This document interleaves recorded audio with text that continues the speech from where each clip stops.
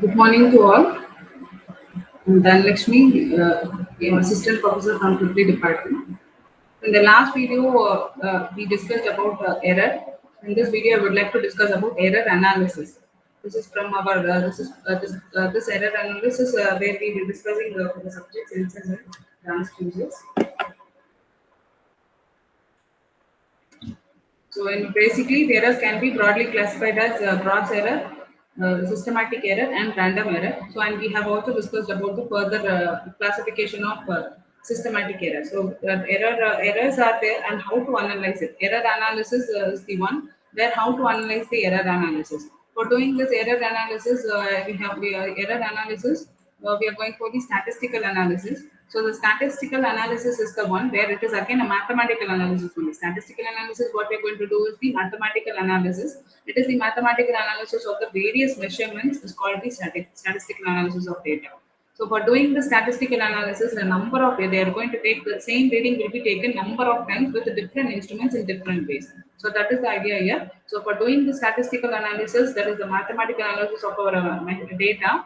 So what is necessary is the reading. The same reading should be taken n number of times. Should be taken more number of should be taken for n number of times by using different instruments in different ways in different methodologies. That is the idea. And for doing this analysis of data, we're going to do with these methods. That is, for first, we are going to find out what is the arithmetic mean, then the deviation from the mean, average deviation, standard deviation, and variance. So all these are the analysis what we're going to do with our data given. So once the data is given, we're going to find out what is the arithmetic mean, deviation from the mean, average deviation, standard deviation, and the variance. So here we can see that first thing we'll discuss about arithmetic mean. First we'll go one by one, step by step. That is the first step we'll be taking the arithmetic mean. Whatever data are given, first step is to take to find the arithmetic mean, where arithmetic mean is merely an average. Right? Finding average. So what we have to do is first we have to find out the average of those given values for the set of readings or for the set of data given. For the set of readings or data given, first we have to find out the average value of it. So average value is our arithmetic mean. So therefore, in order to get the arithmetic mean, it's for the taking average of it, which means the summation of all the readings, right? Summation of, here we can see that summation of all the readings divided by the number of readings. So for example, if I have 10 data is given, I have to add all the 10 data divided by 10. So n is nothing but number of readings where you have x1, x2, x3 are all the data or readings given. So that is the first step where we have to take arithmetic mean. Then the second step we want to find out the deviation from the mean. In order to find the deviation from the mean, that is we are going to find out the deviation of each and every reading from the mean value. After finding the mean value, we are going to compare those mean value with each and every reading in order to find the deviation of it. For example, here all these D1, D2, D1, D2, D3 up to Dn, all these are the deviations of the readings. So D1 will be the reading deviation of the first reading. So let me take the D1, which is the deviation of the first reading. In order to find the deviation of any reading given, so what we have to do is that reading minus mean value. Right, this is how we have to find out the deviation. We want to check how far that reading is deviated from the mean value, either in positive or it may be deviated in positive direction or it may be deviated in the negative direction. So in order to find the deviation, what we have to do is that reading. If I'm going to find it out for the second reading, then I'll be taking my deviation as D2. In order to find the deviation of the second reading, that reading x2 value, that is second reading minus mean value. Right? So this is how I'll be finding out the deviation, and we have to find out the deviation for all the readings given. If the 10 readings are given, we have to find out the deviation for all the 10 readings. And after finding deviation, you can see that deviation from the mean may be a positive or a negative value, and the algebraic sum of all deviations must be 0. And the third parameter, the third one is going to be our average deviation. So the third one is our average deviation. After finding the deviation, what we are going to do here is finding the average of those deviations. So we are finding deviation D1, D2, D3 for all the readings. If it is, for example, 10 readings, we are finding for all the 10 readings, we are finding the deviations. So D1, D2, D3 up to D10. After finding all the deviations, now we are going to take the average of those deviations. So for finding average, just sum up all the deviations, right? Just sum up all the deviations. Here we can see sum of all the deviations divided by the total number of deviations. So if it is going to be a 10 reading, we'll be having 10 deviations. So therefore divided by 10. So sum of all the deviations divided by the total number of deviations. So that is how we have to find out the average deviation. Then the next thing will be our standard deviation. So in order to get standard deviation, this standard deviation, it shows how much variation there is from the mean value. It shows how much variation there is from the mean value. It is also known as the root mean square deviation. Standard deviation is always called as a root mean square deviation. The standard deviation is the square root of the sum of all the individual deviations squared divided by the number of readings. So from the formula itself, we can see that this is the formula for the standard deviation. A standard deviation is nothing but the square root of the sum of all the individual deviations squared divided by the number of deviations. Right? The number of readings. Right? Number of data are given or number of readings. So therefore, this is the formula. So square root of, we have to sum up all the deviation squares here, individual deviation squares divided by the number of readings.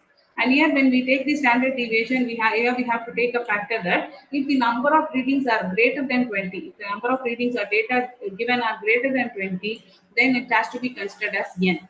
If the number of readings are the data given to you is less than 20, then we have to take it as n minus 1. So this is the idea. For the number of readings greater than 20, we have to take it as n, and for the number of readings less than 20, we have to take it as n minus 1.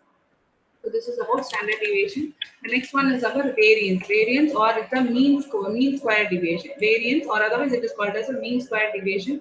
Variance is nothing but the square of the standard deviation. So you can see that variance is denoted by the symbol b. As we see that the variance is nothing but the square of the standard deviation. Just square the standard deviation, that will give you the variance. So therefore, when you square it in the formula of standard deviation, we have a square root. For variance, there's no square root. The extracting without the square root is going to be our variance. Again, for variance, when we calculate variance also, when we do variance also, we have to take this n factor. That is, when n is greater than 20, it has to be taken as n. And when n is less than 20, it has to be taken as n minus 1. So this thing we have to make note of. So we'll solve a small problem here.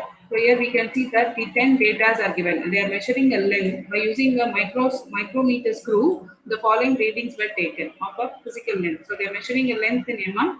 Almost nearly 10 data are given. 1, 2, 3, 4, 5, 6, 7, 8, 9, 10 readings are given. 10 data are given, and for this for this set of data, we have to calculate the arithmetic mean, average deviation, and variance. We'll see how to solve this one right now. So here I've written all the 10 data, x1, x2, x3 up to x10. So here now I've written all the 10 data. First we have to find out the arithmetic mean, that is average. For finding this average, what we have to do, we have to add all the data divided by 10. So that is what I've done here. So therefore x bar is our arithmetic mean. So for finding arithmetic mean, what we have to do, we have to add all the data divided by the number of data. So divided by 10 will give you it gives you 1.461 mm. So therefore the mean value what we got is 1.461 mm. So this is our mean value. So we have to remember this. So mean value what we got is 1.461 mm. Now for finding the average deviation, as we know that to find it here we have 10 readings. So we have to calculate the deviations for all the 10 readings. So for the first reading, if we take the formula would be that reading minus mean value. That first reading, the first data is 1.34, and the mean value what we got earlier is 1.461. So therefore, if we subtract 1.34 minus 1.461, we are getting it as minus 0.121. So therefore, this is how we have to calculate the deviation. For finding deviation, that reading minus mean value. So like this, we have to calculate it for all the 10 readings. For all the 10 readings, we have to find out the deviation. After finding all the deviations for all the 10 readings, now we have to calculate the average deviation, capital D. So in order to get the average deviation, now you have to find the average of these deviations just by adding all the deviations divided by the number of deviations. So here we have 10 deviations, so therefore just add it. And while adding here, we have to take only the modulus of deviations, not the signs. Here we are concerned only about the magnitude of the deviations and not about the sign. So therefore, just take the modulus of D1, modulus of D2. Just take the modulus values of deviations, then add it. Then add all the deviations and divide by the number of deviations. So the number of deviations here is 10. So when you find the average deviation, you are getting your average deviation to be 0.065. So this is our average deviation. Now the third one, what we have to do is we have to calculate the standard deviation. For finding standard deviation, we know the formula that standard deviation is nothing but square root of square root of sum of all the deviations square divided by the number of reading. So therefore here we have totally 10 number of deviations. So for all those 10 deviations you square it, then you add up everything. Then you add up everything divided by n. But here we have to check how many number of data are given. Here only 10 data are given which are less than 20. So that is why we are taking the denominator as n minus 1. If it is greater than 20, simply we have to take n. But here it is it is less than 10, so therefore we are taking it as n minus 1. So using this formula, after substituting, since we got all the 10 deviations, we have to add all the 10 deviations, square all the deviations, then sum it up, then divided by 10 minus 1 and take the square root. So once you do like that, you will be getting 0.807 n. So this is our standard deviation sigma. And once we got the standard deviation sigma, the next step for calculating is our variance. So variance, we know that already variance is nearly the square of the standard deviation. Variance is nothing but square of standard deviation. So after getting standard deviation, simply square it. So therefore you will get your variance. So variance is 0.00651 mm. Okay, that's it. Thank you.